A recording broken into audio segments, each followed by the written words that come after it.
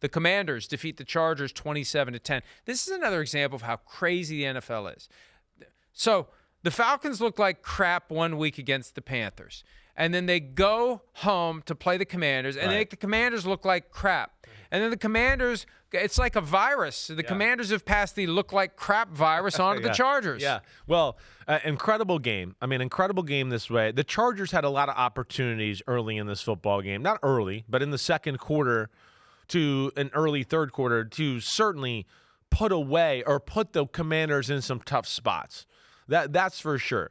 They're driving up 10-0. They're in field goal range. Quentin Johnson fumbles over the middle. That was a huge moment of the football game.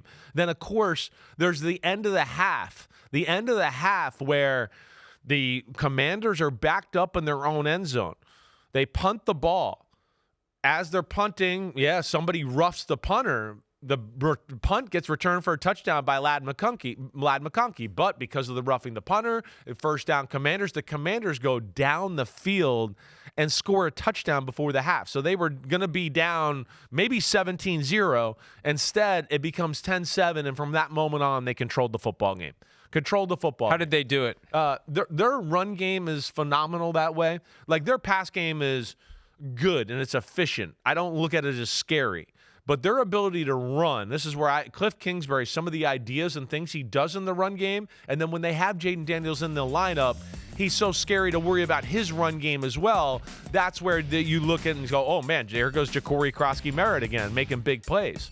So it's every week we see big plays that way, and then you got a quarterback that's awesome on top of that. And here's one other thing, Mike, I'll say about how they did it. And this goes more into the Chargers, and I worry about this. There's two things I worry about with the Chargers. A lot of good, but I don't think their front seven is elite, and that's why we've seen some teams run the ball on them. We saw the Giants run the ball on them last week in New York, right? So, and no Khalil Mack there, but also I think even in Khalil Mack being there, there's no, like, household names, right? I think if I asked Johnny on the street, tell me somebody else in the front seven of the Chargers, people would go, I'm not really sure, right? So, and no disrespect intended there. The other aspect that I worry about with the Chargers a little bit, we're here, it's 5 games in, and I've seen some moments of like, hey, early in the game planning, our offense is really good. But then as the game goes on, we get back into the meat and potatoes of what our offense is, and it doesn't seem to deliver. And that's where I worry a little bit about, the Greg Roman passing offense, and those are some of the things that I've seen in the past where, is there enough answers as we go here? Just something to look for there, but that was a disappointing win or loss for the Chargers and a big win for the Commanders on the road. And look at how things changed for the Chargers in 2 weeks. I know. That's what I'm saying. 3-0, it's crazy, right? And like, hey, who's got it better than us? Yeah. Well, lately, plenty of teams because it isn't going well for the Chargers, and that vibe can just pop so quickly. It really can, and I think the biggest thing, and shame on me for not saying, is their offensive line.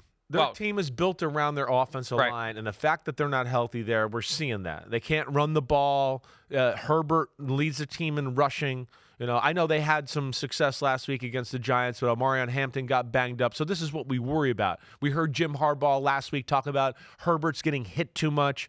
So their inability to control the line of scrimmage, control the clock, and do all that, that's how their team was built. That certainly is going to hurt them here as they go on, at least until they get a little healthier on that side of the ball. And it just underscores the reality that seasons change dramatically from September to January. Yeah. Teams will get better. Teams will get worse. It's often influenced by injury. But how we feel today, we may feel differently next week. Yeah. We may feel differently the week after that. But it's about building momentum, and it's about being in striking distance when Thanksgiving rolls around and then finding the gas pedal, and off you go. And then we start to really see who the best teams are. It could be the Bills. It could be the Patriots. It could be the Steelers. It could be the Chiefs. The teams out there with the proven track record of winning tend to get the benefit of the doubt because they've done it again and again, and they know how to navigate those waters. But in the NFC, who knows? And the Commanders now have to be taken seriously after that win, even though they looked horrible against the Atlanta Falcons. It's one game. It counts as one loss, whether you lose by 1 point or 1 million. And now that Jayden Daniels is back, they may be in a position to make a run. They get a little opening now with the Eagles losing. No question. We know their offense is a pain with that quarterback. The thing I worry about with the Commanders is their defense a little bit. I think that's what we've seen some teams be able to attack them in the pass game. I think they play too much man-to-man. I think that's probably a problem that I look at from time to time. But regardless, with that quarterback, and Dan Quinn's always got that defense and a team playing hard and flying around, I mean, there's no doubt they're in the thick of things in the NFC. Hi, it's Mike Florio. Thanks for watching PFT on YouTube. Hit subscribe for the latest news and analysis from Pro Football Talk.